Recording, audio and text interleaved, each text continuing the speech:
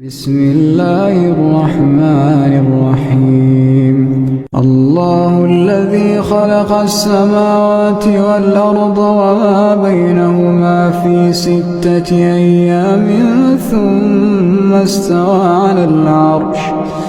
ما يكون من دونه من ولي ولا شفيع أفلا تتذكرون. يدبر الأمر من السماء إلى الأرض ثم يعرج إليه في يوم كان مقداره 1000 سنة مما تعدون. ذلك عالم الغيب والشهادة العزيز الرحيم.